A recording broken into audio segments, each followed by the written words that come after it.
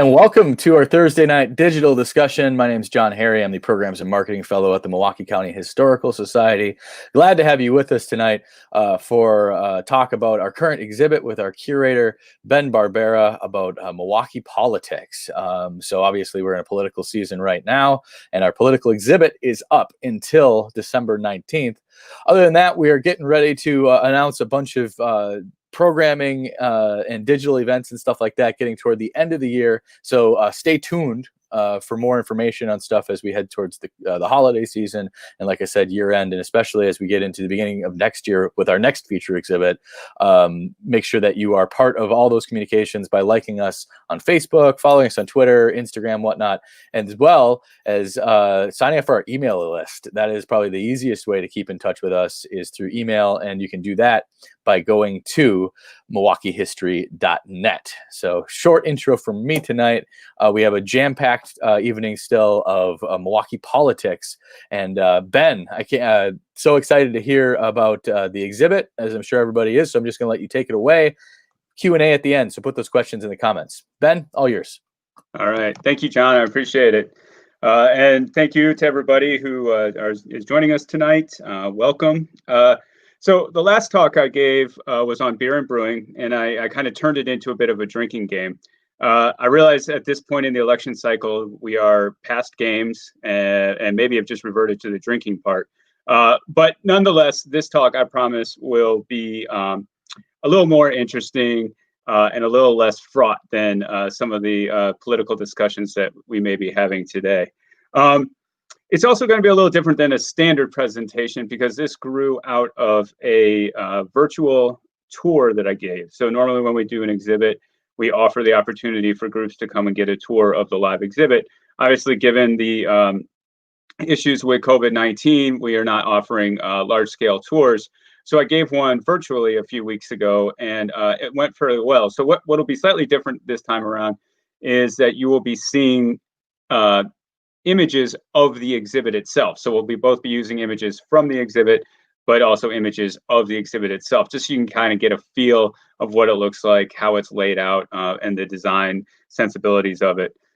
This exhibit, a politics exhibit, has kind of been in the back of my mind for several years now.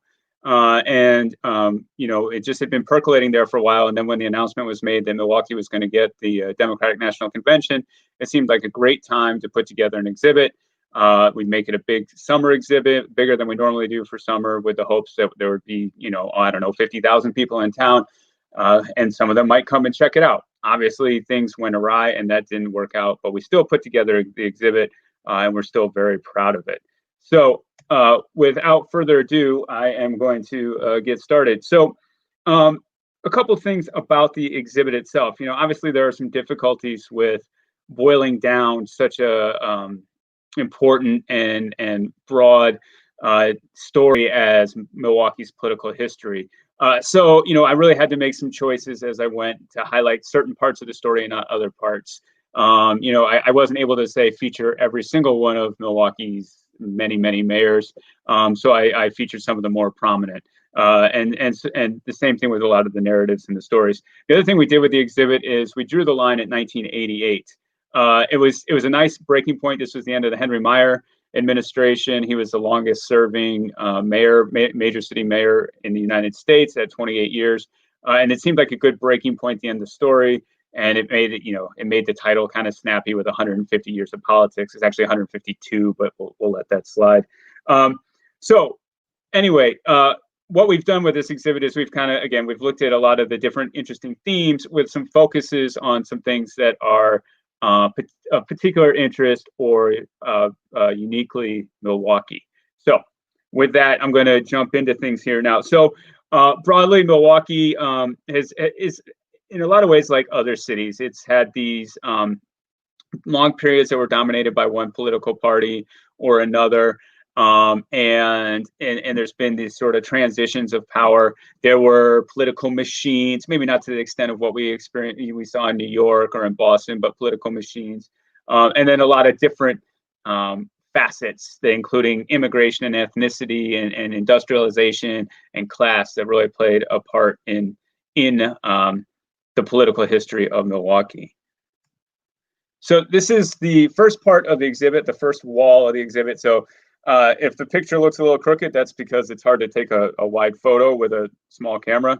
But you can kind of see the layout of how we did things using photographs and images from our collection, intermixed with some other graphics to sort of make this visually attractive piece that would also tell an interesting story. For Milwaukee, the first election was in 1835. So again, a little more than 150 years if we use the 1988 deadline. But the Michigan Territorial Legislature had separated Milwaukee County from Brown County in 1834, and then residents held their first election in March 1835 to create a township government. In this election, only white males over the age of 21 who had resided in the territory for 3 months were allowed to vote. But interestingly, a 19-year-old man voted, and also Solomon Juneau's cook, Joe Oliver, who was black, voted as well. There were so few people living in the territory at the time that there were several people holding multiple positions, and ultimately some significant number of the people who voted actually got elected into a position. So early in Milwaukee's history, it really was 3 different villages. On the east side, there was the part of town that was sort of run by Solomon Juneau. He owned much of the property there, and it was called Juneau Town, or we call it Juneau Town today. On the west side of the Milwaukee River was Kilbourne Town. This was the area that was owned and controlled by Byron Kilbourne.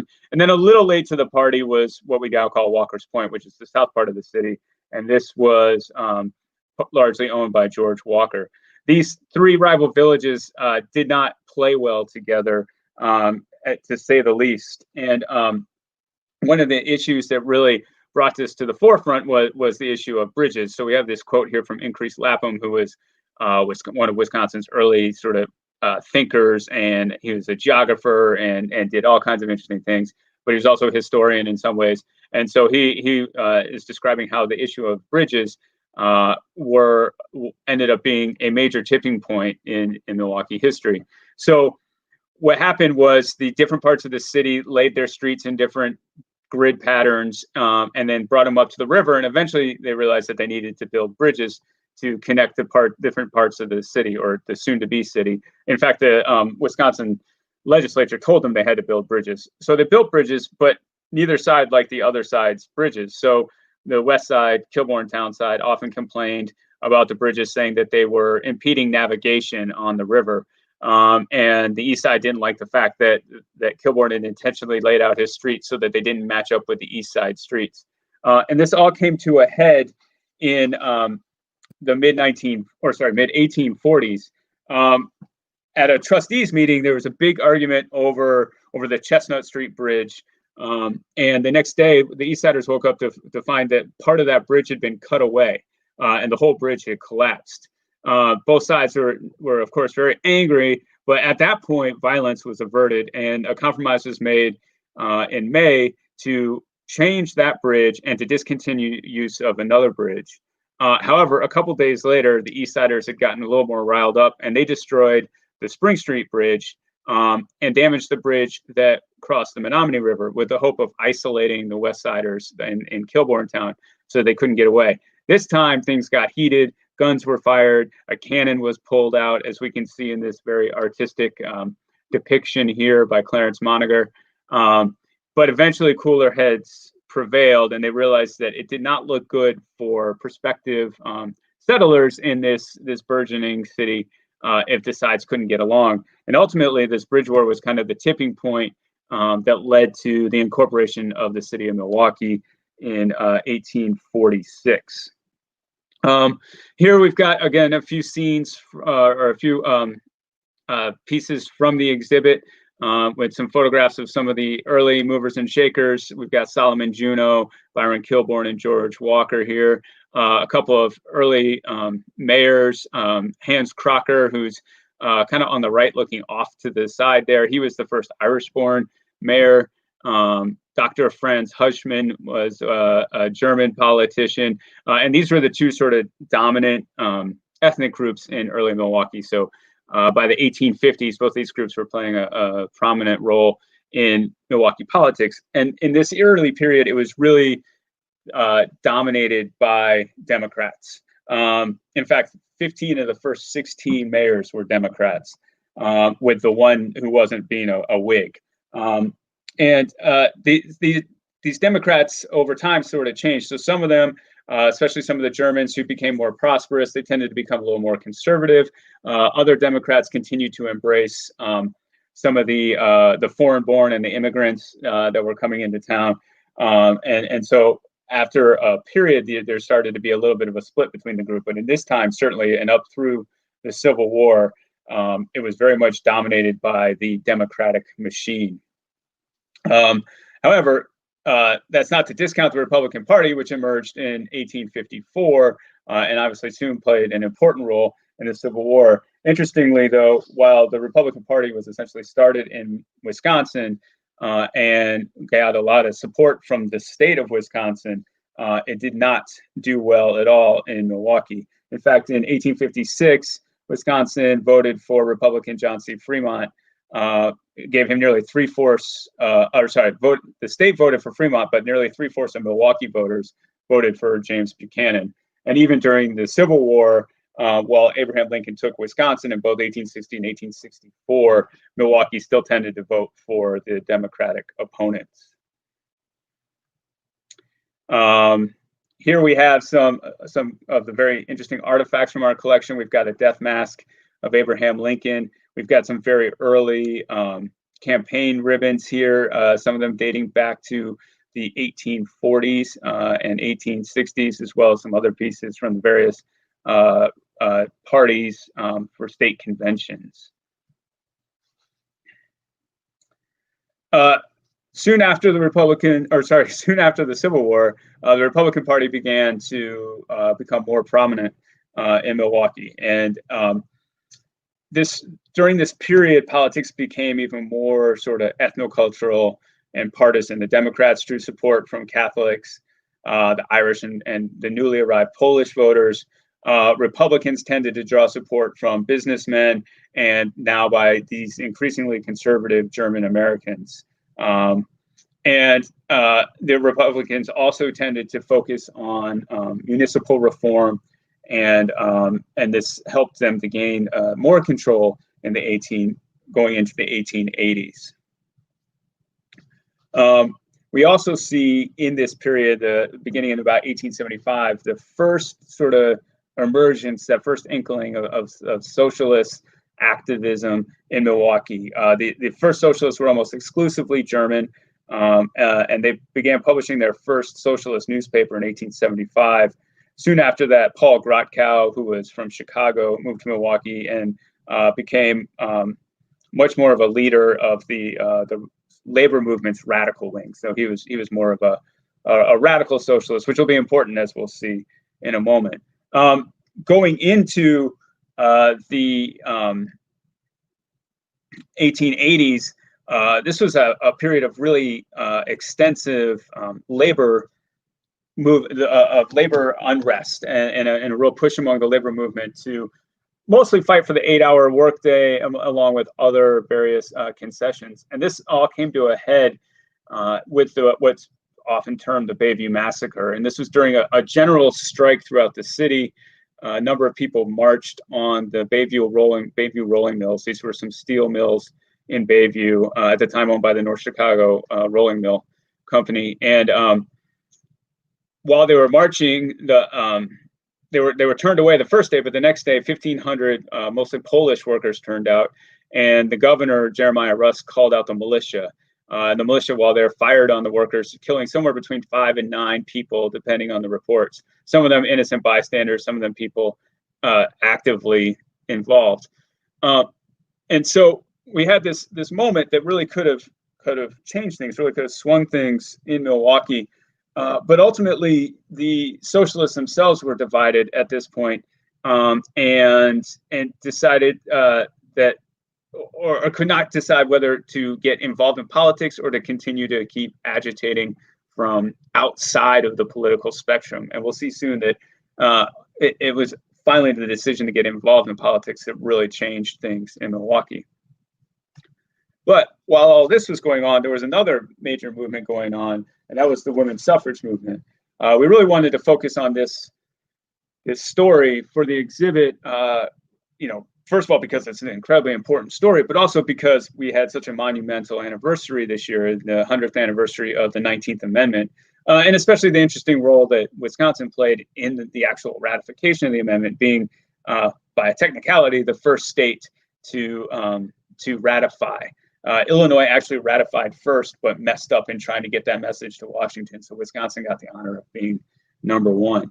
The women's suffrage movement dates back to long before the 19th Amendment, though, as early as 1848 with the Seneca Falls Convention, where the Declaration of Independence was rewritten as the Declaration of Sentiments.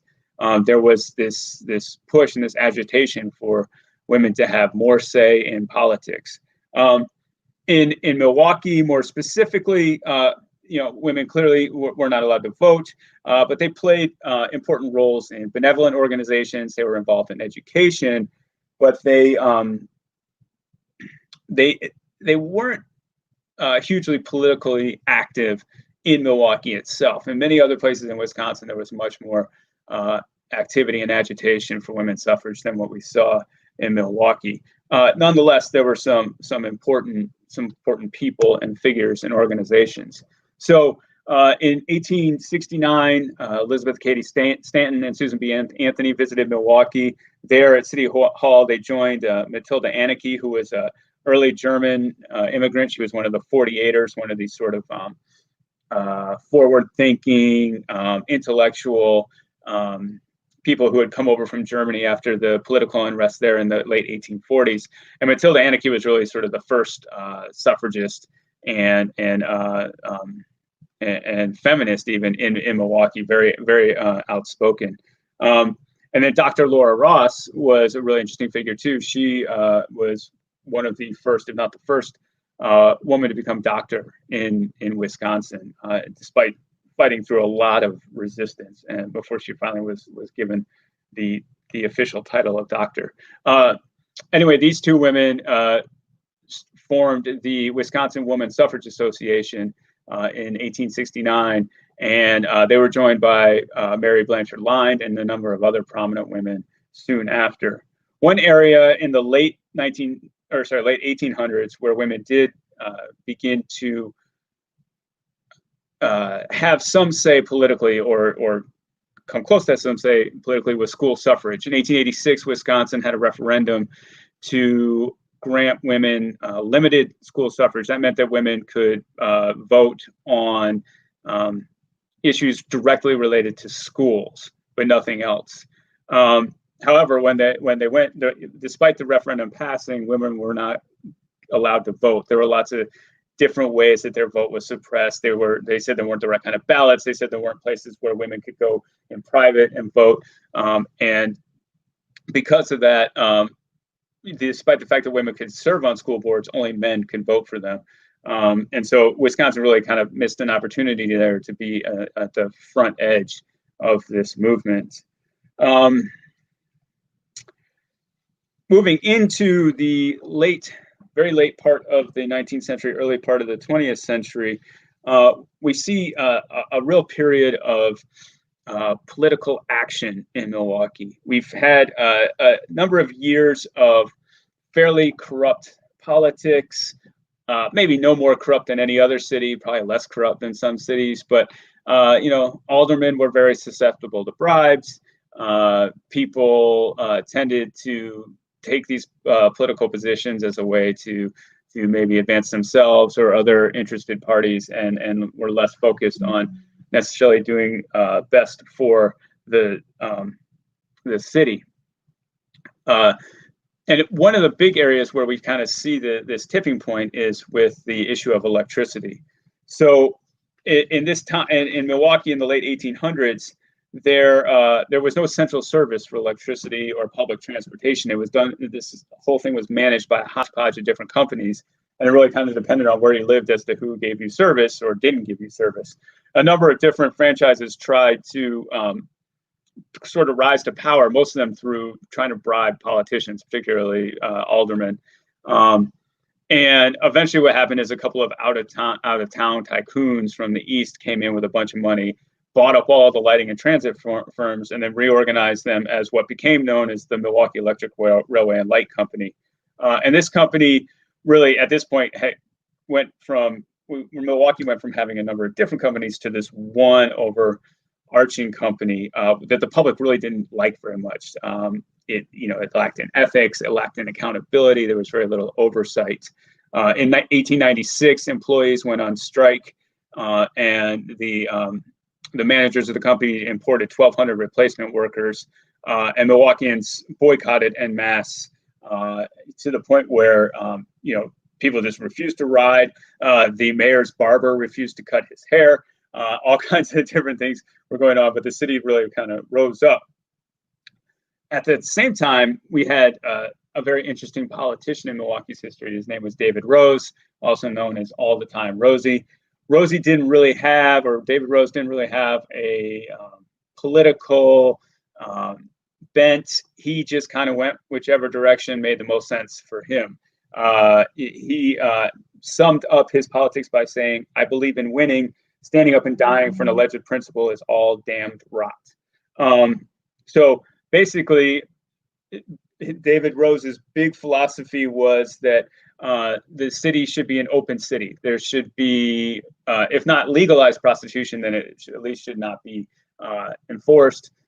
Gambling should be allowed, and that this would attract conventions and business interests, and just make the city of Milwaukee more appealing.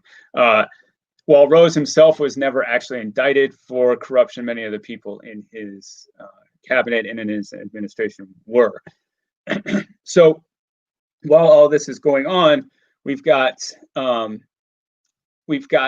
socialist action happening sort of in the back, and then finally Victor Berger in the 1890s figured out that it was essential that this socialist movement finally immersed itself in politics. And so what he sort of created was this network of very active socialists who were not the radical socialists who wanted to tear down all the walls and seize the means of production. They much more wanted to work within the system to try to change it and reform it and make it better for the working man. And Victor Berger was the ideal person to sort of bring the various elements of socialism together in Milwaukee and get them organized to the point where they became an immensely efficient machine. And very quickly, once Berger took over, they started to make inroads politically. By the early 1900s, they started seating people on the Common Council, and really they took advantage of the dislike of David Rose and his politics, the dislike of the Team Earl Company, and just a general desire among Milwaukeeans to kind of restore some sort of order and normalcy in politics. At the same point, we also see the school suffrage movement come up again, and beginning in 1901, led by Theodora Youmans of Waukesha, there's a big push again to reform the school suffrage movement, and so finally the law from 1886 was rewritten, so now there were separate ballots for school boards, which meant that women could vote. Though Milwaukee's school board's offices didn't become elected until 1909, but soon after, Meta Berger, who we see here on the screen, Victor's wife, was elected to the board, and she was soon joined by Annie Gordon Whitnall, who is Charles Whitnall's wife, also a socialist, Lizzie Black Kander, and Elizabeth Thomas. So a number of socialists serving on the school board in the early 1900s. This all came to a head in 1910 when Emil Seidel was elected mayor. He was the first socialist mayor in Milwaukee. He had sort of managed, the Socialist Party, like I said, had become so politically organized that they were able to overcome all opposition and come to power. That same year, 1910, the Socialists held 21 of 35 common council seats. And though Seidel's term was short, he only stayed in power for 2 years. The Socialists were able to improve urban services without increasing expenditures, which would become a hallmark of the Socialist agenda. However, in 1912, a coalition of Democrat and Republican leaders were able to defeat the Socialists with Dr. Gerard Bading, who had been the city health commissioner for a number of years. And so he won in 1912 and 1914.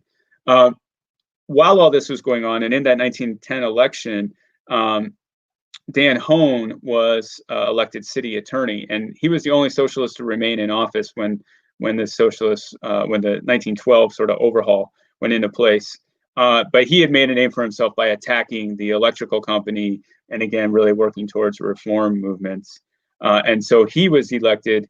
Here's a nice campaign poster of Emil Seidel. Here, he was a former pattern maker. So he was a guy who was used to working with his hands, and he sort of embraced that socialist ideal of the working man being able to do for himself and do for his fellow man.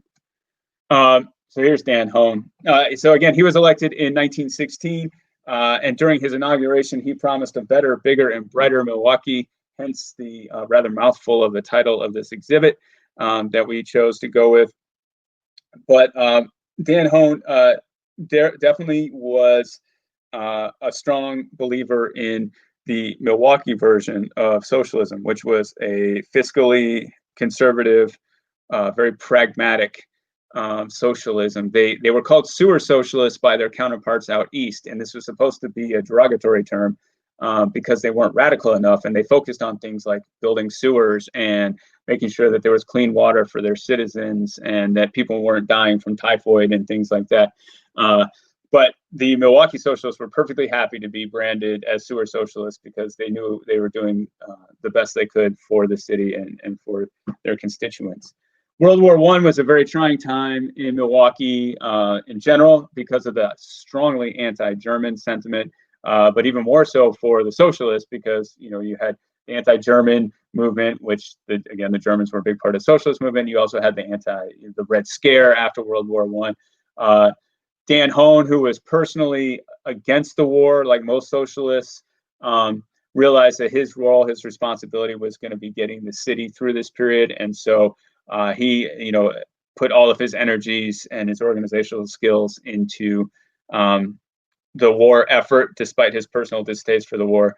Victor Berger, on the other hand, wrote a series of articles in the Milwaukee Leader saying that we should not get involved in the war. And though he had been elected to Congress, he was indicted, and Congress refused to seat him as a result of that indictment. Here is, this is Victor Berger's briefcase right here that we're looking at from his time in Congress in the 1920s. And then one of my favorite pieces in the collection is the campaign flask. This is a little earlier. This is William McKinley and Teddy Roosevelt. But we have two of these flasks that were, I can only assume, handed out as campaign material. So that gets back to the whole part where I started at the beginning about drinking and politics. Moving a little later in the decade, the after World War I, the next big impact, of course, on America in general, Milwaukee in particular, was the Great Depression. Again, the socialists under Dan Hone did the best they could and did well in maintaining Milwaukee's financial standing, while at the same time taking care of its citizens to the best of their ability. They, for a number of years, they kind of stayed out of the worst of the Depression. And even when things got really bad, the socialists had done a good enough job of managing the finances that they weren't completely undone by the Depression. So Dan Hone ultimately ended up serving from 1916 until 1940. He was finally undone by a young upstart named Carl Zeidler. Zeidler, similar to Rose in some aspects, that he didn't have a real strong political stance in any way, shape, or form, but he was actually more just of a very gregarious, outgoing guy. He was a good-looking guy who just was popular throughout the city. Here's a nice poster of him. You can see he was known for singing at his appearances and speeches, and even before he was elected mayor, he was often doing as many as 300 appearances a year.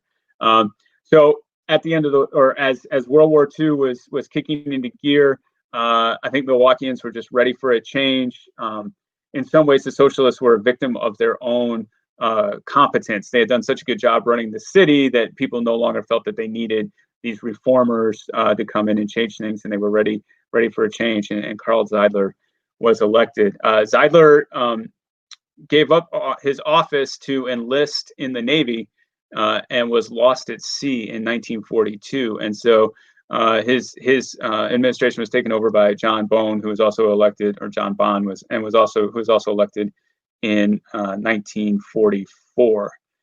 I'm gonna go back here a little bit because I'm getting out of my time frame. You can see there, sort of on the right side of the screen, we've got the 1948 election, and that is Frank Zeidler. That is Carl Zeidler's brother, but two brothers that were very much not alike.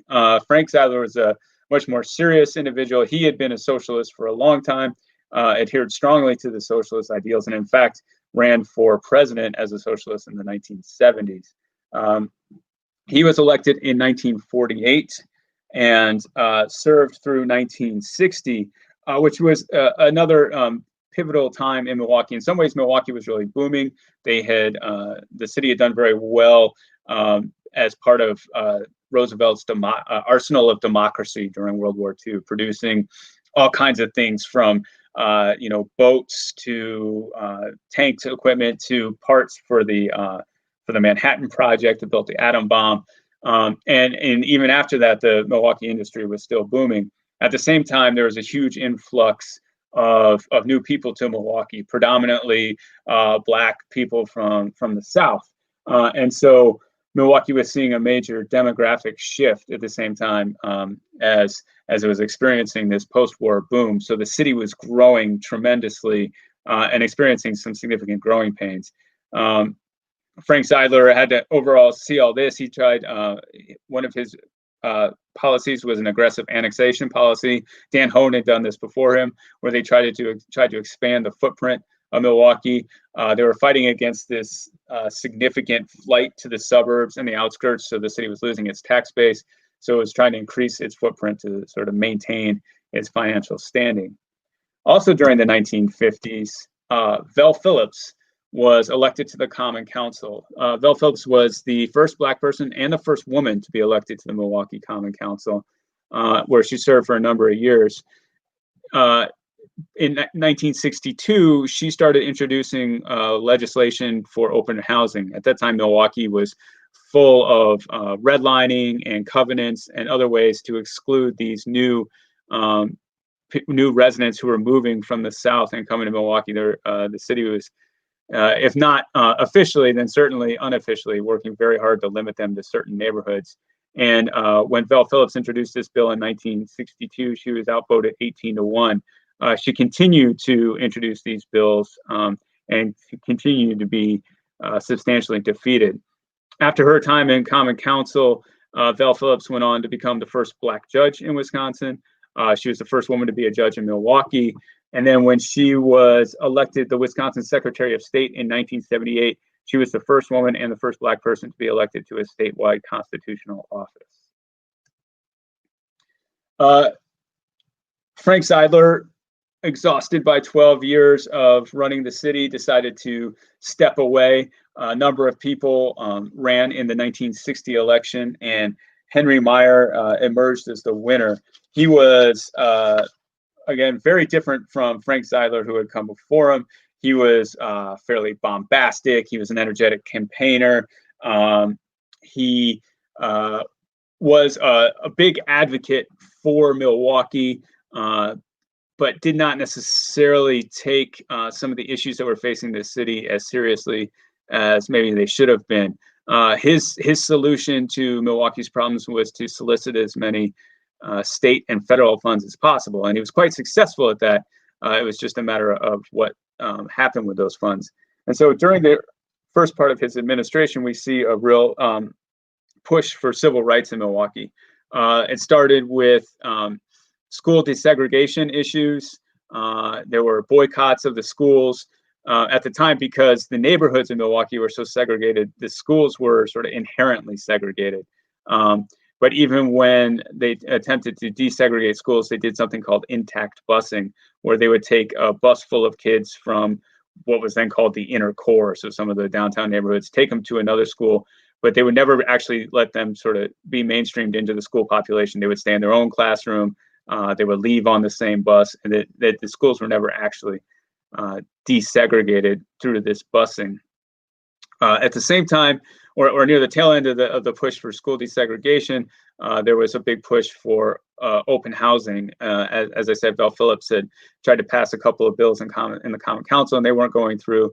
And so the NAACP Youth Council took to the streets, and they marched for 200 nights advocating for open housing. And finally, in let me make sure I get the year right. I believe it was 1968 when there was a federal law that passed soon after Milwaukee passed a law as well to strike down redlining and housing covenants. School desegregation didn't officially take place until the 1970s, when Lloyd Barbie, who we see at the top of the screen, was able to finally get a lawsuit through to push for school desegregation. In this period as well, we're seeing again a demographic change in Milwaukee, which is exacerbated by people moving to the outskirts of Milwaukee, which then made Milwaukee County a very different place. For a long time, Milwaukee County had a governance structure of a board of part-time supervisors and a group of department heads, and that's how it was run. There was no executive position, there was no overall leader. But the county budget grew from $22 million in 1946 to $175 million in 1967, and that old governance structure was outdated and was not working. And so in 1959, the Wisconsin State Legislature created a county executive position, and John Doyne was the first to hold the position, serving from 1960 to 1976.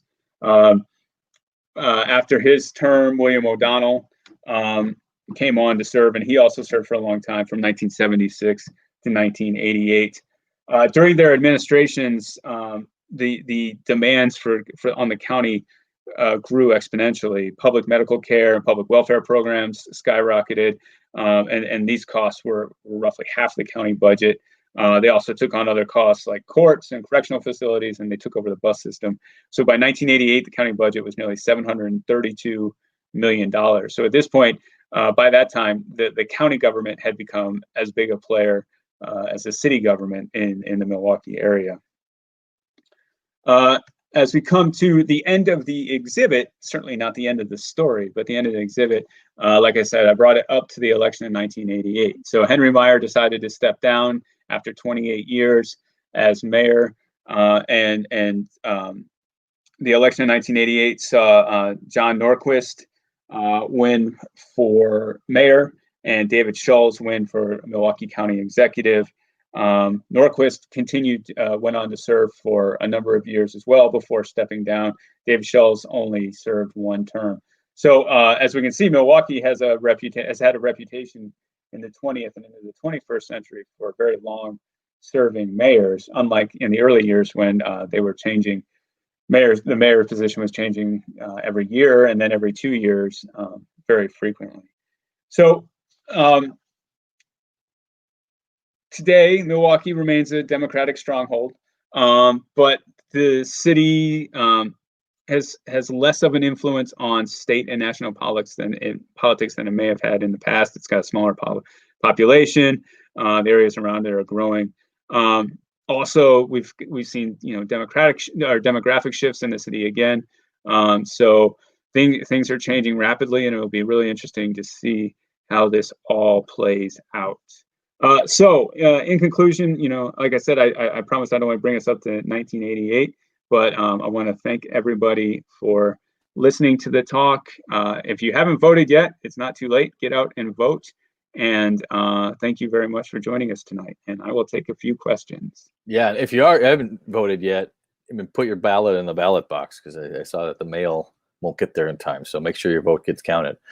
Ben, the exhibit's awesome, number one. Thank So you. if you do have a chance to see it in person, because there's a lot of artifacts that that Ben didn't bring into the presentation tonight that you can go see at the Milwaukee County Historical Society downtown. So make sure you go see those up until December 19th. But we do have some questions. Martha is asking about the county executive. So up until what, 59, we didn't have a county executive? Yeah, exactly. It was these part-time supervisors and then department heads, and so it appears that at the time the department heads had a lot of autonomy. They made the choices for their department, and the board would have influence, and I'm sure had the purse strings, but the whole thing was much smaller than what we know of today. I mean, they took care of public health and welfare, and not a lot else. The park system. And not a lot else. So yeah, before 1960, there was no county executive. Sure.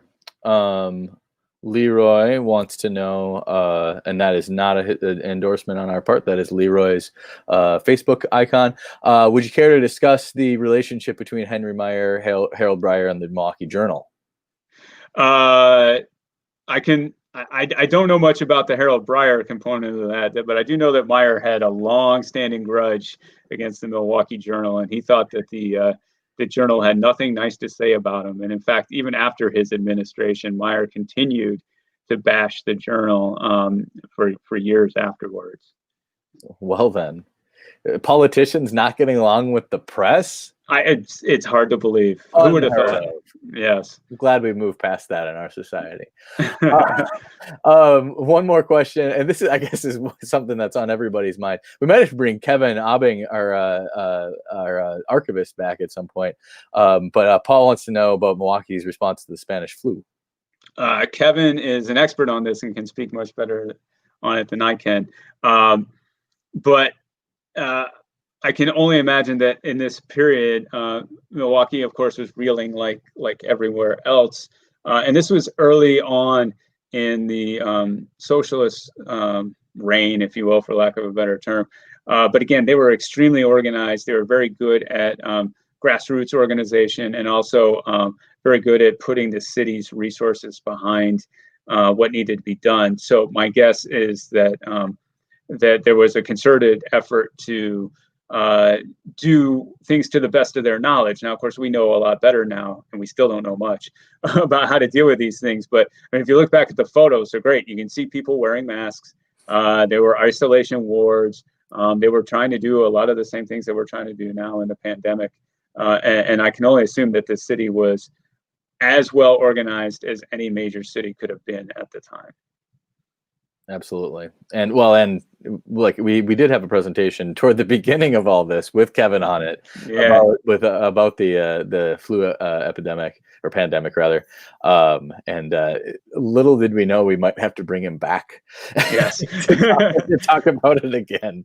All right. Well, I think that's a good place for us to end tonight. So, and nothing next week from us. In a couple weeks, we have our annual meeting. So stay tuned for information on that. And then, like I said, as we get toward the holidays, we have some really exciting stuff coming up. Please like us on Facebook, as a lot of people are watching on there, or just sign up for our mailing list at MilwaukeeHistory.net too, so you can be on the cusp of everything that's going on. I also want to mention that our book sale, our annual book sale, is going on at Trimborn Farm again Saturday from 11 to 3. So if you didn't make it out there last weekend, Saturday, you can still get out there and get a great deal on some really cool books. Ben, thanks so much. Hope everybody gets a chance to see the exhibit before it comes down in October. Thank you to Ben, all the sponsors of the exhibit, and we hope to see everybody again soon and safely. Go vote. All right. All right. Cheers, Ben. See ya. Thank you.